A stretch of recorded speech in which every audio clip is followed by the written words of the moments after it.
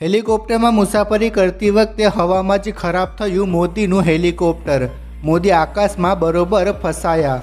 Pilot દ્વારા કોશિશ કરવા છતાં પણ લેન્ડ ન થયું હેલિકોપ્ટર। પછી જુઓ શું થયું। મિત્રો, વિડીયો ખૂબ જ મહત્વપૂર્ણ થવાનો છે, તેથી ધ્યાનથી વિડીયો અંત સુધી જરૂર જુઓ। શરૂઆત કરીએ તે પહેલાં એક લાઇક જરૂર કરજો।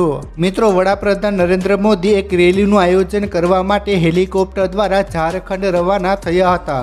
અધવચ્ચે હેલિકોપ્ટરમાં ખામી થતાં થયું આવું।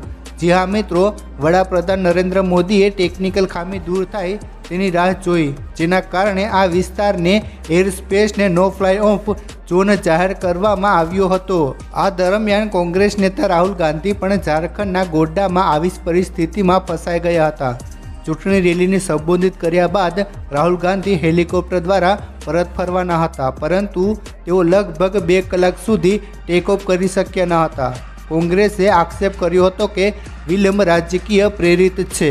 ભારતીય વાયુસેનાના વિશેષ વિમાનમાં ખામીને કારણે શુક્રવારે લગભગ 2 કલાક સુધી ઝારખંડના દેવધર એરપોર્ટ પર ફસાયેલા વડાપ્રધાન નરેન્દ્ર મોદી બીજા દિવસે વિમાનમાં દિલ્હી જવા માટે રવાના થયા હતા। અધિકારીઓએ જણાવ્યું હતું કે બિહારના દેવધરથી લગભગ 80 કિલોમીટર દૂર સંબોધન કાર્યક્રમ યોજાયો હતો, જેમાં જમ્મુમાં રેલી કરીને મોદી એરફોર્સના વિમાન દ્વારા નવી દિલ્હી પરત ફરવાના હતા। પીએમ મોદી બીજા પ્લેનમાં રવાના થયા। મિત્રો, વડાપ્રધાન નરેન્દ્ર મોદી આદિવાસી નેતા બિરસા મુંડાની 150મી જન્મ જયંતિ નિમિત્તે આયોજિત કાર્યક્રમમાં હાજરી આપવા માટે જમ્મુ ગયા હતા। બિરસા મુંડાની જન્મ જયંતિ આદિવાસી ગૌરવ દિવસ તરીકે ઉજવવામાં આવે છે। દેવધરના ડેપ્યુટી કમિશનર વિશાલ સાગરે જણાવ્યું હતું કે ભારતીય સેનાના વિમાનમાં ટેકનિકલ ખામી સર્જાયા બાદ વડાપ્રધાન નરેન્દ્ર મોદી અન્ય વિશેષ વિમાનમાં દેવધરથી દિલ્હી જવા માટે રવાના થયા હતા। વિમાન સમયસર રિપેર ન થઈ શક્યું। વડાપ્રધાને 2 કલાક સુધી સમયની રાહ જોવી પડી હતી। જમ્મુમાં પીએમ મોદીની રેલી। મિત્રો, અગાઉ વડાપ્રધાને ઝારખંડની સરહદે બિહારના જમ્મુ જિલ્લામાં મહાન સ્વતંત્ર સેનાની બિરસા મુંડાની 150મી જન્મ જયંતિ પર એક સાથે સભાને સંબોધિત કરી હતી। આ પ્રસંગે તેમણે 6000 કરોડથી વધુ આદિવાસીઓની કલ્યાણ પ્રોજેક્ટનું લોકાર્પણ કર્યું હતું।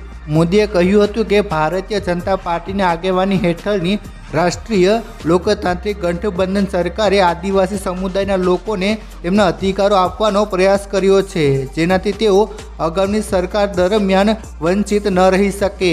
સ્મારક ટિકિટ જારી। મિત્રો, વડાપ્રધાને જણાવ્યું હતું કે તેમની ભાજપની આગેવાનીવાળી સરકારે જણાવ્યું હતું કે સરકારો દ્વારા આદિવાસીઓ સાથે થયેલા અન્યાયને દૂર કરવા માટે બિરસા મુંડા જન્મ જયંતિ નિમિત્તે આદિવાસી ગૌરવ દિવસ તરીકે ઉજવવાનું નક્કી કર્યું છે। વડાપ્રધાન નરેન્દ્ર મોદીએ શિક્ષણ, આરોગ્ય, ઇન્ફ્રાસ્ટ્રક્ચર, હાઉસિંગ સંબંધિત ₹6640 કરોડનું વધુથી ખર્ચના અને વિકાસ આયોજનનું ઉદ્ઘાટન સાથે શિલાન્યાસ કર્યું, અને આ પ્રસંગે સ્મારક ટિકિટ અને વિશેષ સિક્કા પણ બહાર પાડવામાં આવ્યા હતા।